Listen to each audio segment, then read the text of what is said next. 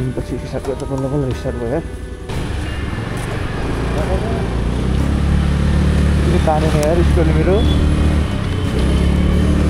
स्कुलले तानेन। अनि welcome to the my channel. अनि म अहिले चाहिँ एकछिन पुरुषमा जाँदैछु सानो काम परेर।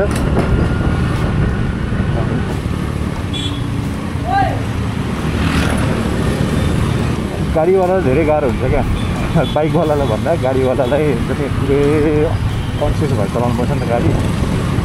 अनि गाडी बाइकवालाले बुझ्दैन खालि त्यो कुरा, जहाँ पायो त्यही जस्तो पायो त्यस्तो ओभरटेक गरिन्छ, त्यो भएपछि गाह्रो हुन्छ। यहाँनिर चाहिँ नयाँ कन्स्ट्रक्सन हुँदैछ है, बिल्डिङहरू अलमोस्ट 1 महिना हुन लाग्यो होला सुरु भएको। अनि गाउँ त दामी लाग्यो।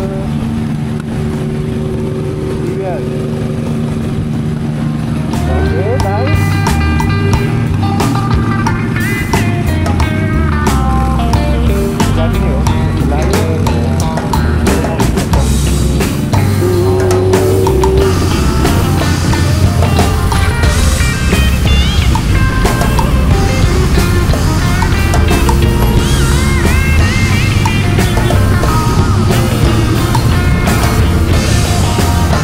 One hour later.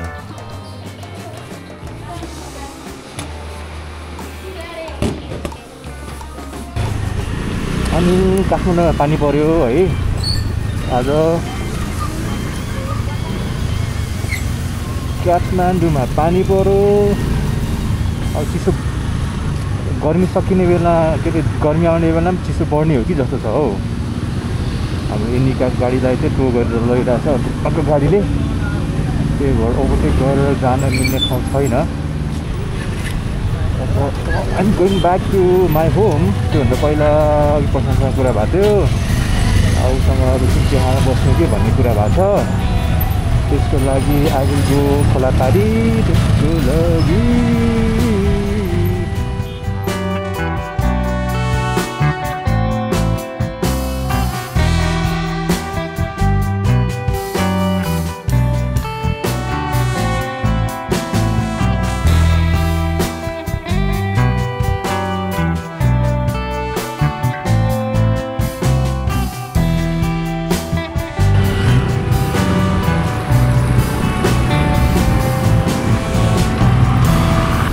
ठ्याक्कै पृष्ठकोला चोक कटेँ है। अब यहाँबाट म क्याफे ट्यान्ड्रो जाँदैछु। यो ठ्याक्कै नयाँ दिव्येश्वरी प्लानिङमा पर्छ क्याफे ट्यान्ड्रो चाहिँ। दिव्येश्वरी प्लानिङमा पर्छ क्याफे ट्यान्ड्रो। म त्यता जाँदैछु। त्यहाँ चाहिँ मेरो साथी प्रशान्तले मलाई कुरिरहेछ। अनि यो मौसमले यस्तै खालको छ, त्यही भएर अब एकछिन बसेर चिया अथवा कफी खाइन्छ जस्तो लागिरहेछ मलाई। त्यहाँ के हुन्छ हेरौँ है। काठमाडौँमा केही ठाउँहरू चाहिँ कस्तो दामी बाटो छ क्या। हुन्छ रोडको नियमहरू खासै कसैले पालना गर्दैन गर्न त, त्यही पनि एक दुई ठाउँमा त्यस्तो दामी दामी बाटोहरू छ कि है। ल साँच्चीकै काठमाडौँ हो जस्तो लाग्छ क्या। अनि त्यही भएर होइन अन्त अलिकति जता गयो अफरोड हुन्छ, राम्रो अफरोड बाइक नभएको अन्त कामै छैन लाग्छ मलाई। अफरोड भेहिकल चाहियो कि त्यो गाडी अथवा बाइक दियो भने अफरोडवालै भयो मात्रै राम्रो। गर्न त जस्तो भयो चल्छ, तर सजिलो चाहिँ अफरोड भेहिकल नै प्रिफर गर्छु म गर्न चाहिँ है। यहाँनिर यस्तो छ, यो हाम्रो अर्को के छ भन्दा बिरयानी चौतारी भन्ने छ। अनि मार्बल प्लाजा पनि छ एउटा साइडमा, त्यसको सायद ठ्याक्कै हाम्रो बिचमा यहाँनिर छ हाम्रो क्याफे ट्यान्ड्रो। क्याफे ट्यान्ड्रो छ है, क्याफे ट्यान्ड्रो छ साथीहरू।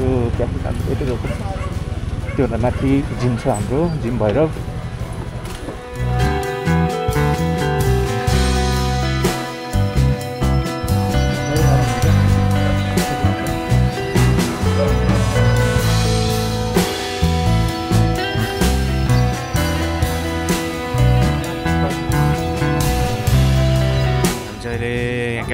क्याफेमा जाउँ। एकछिन क्याफेमा कफी गर्न आएको। अब कफी खाने एकछिनमा। ब्याकग्राउन्डमा जोन चामलिङ राईको चलिरहेछ।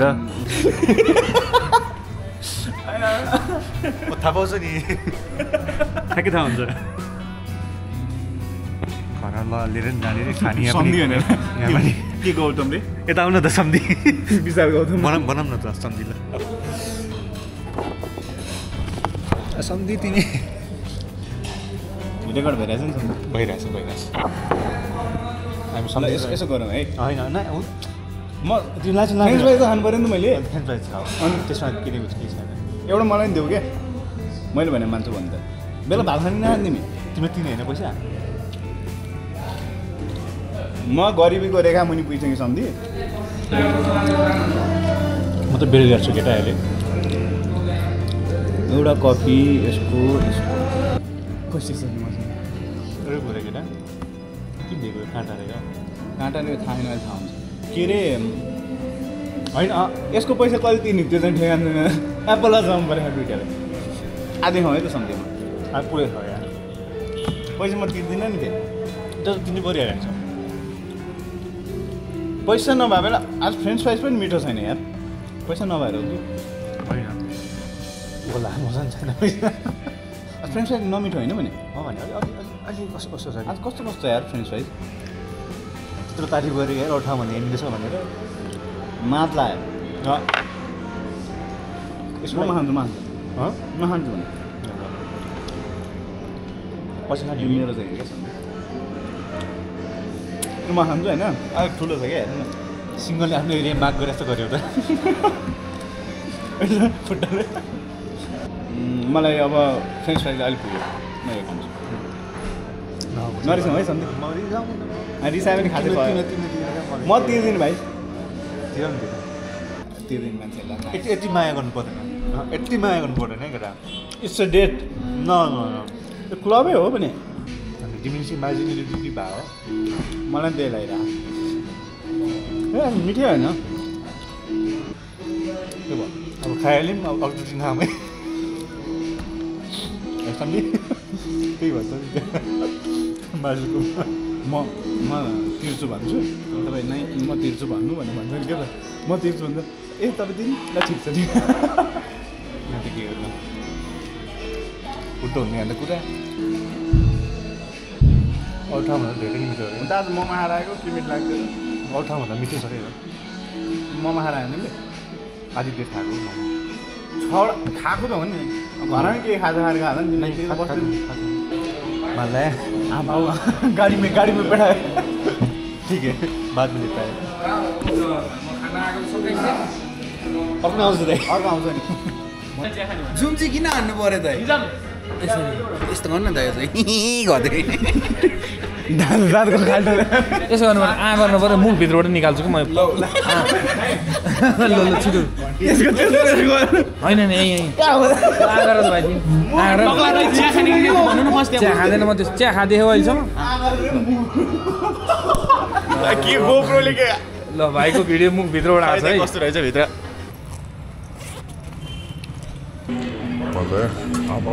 गाडी में बैठा हिजो आज ट्राइमको लास्टै दिन थालिसक्यो क्या भर्खर ट्राइम गयो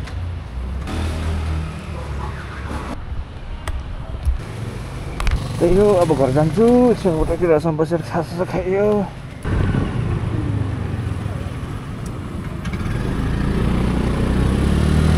त्यो सर्भिसिङ गरेपछि चाहिँ कस्तो स्मुथ भएको छ क्या स्कुटर त्यो चाहिँ मलाई राम्रो लागिरहेको छ पहिला कस्तो हुन्छ नि बटारी एकदम बजी हुन्छ नि एकदम पुरै भाइब्रेट खालको पुरै थप्पर काम्ने जस्तो क्या बटार्दाखेरि पनि त्यो इन्जिनमा के नपुगाइकिने जस्तो भएको थियो अलिक कस्तो स्मुथसँग बटारिन्छ आफै क्या त्यो चाहिँ मलाई राम्रो लागिरहेको छ द्याट्स रियली नाइस साउन्ड पनि कस्तो राम्रो लाग्छ हौ बटार्दाखेरि